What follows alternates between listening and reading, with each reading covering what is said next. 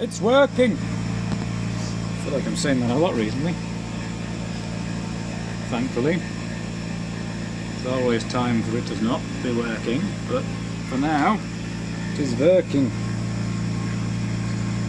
It's not the fastest thing in the world, but I am pleased. I really do need more spindle speed. It's a 6mm single flute DLC running it that fast. What are we at? 200mm a minute, I think, but I think it'll go faster. I just need more spindle speed. Very good.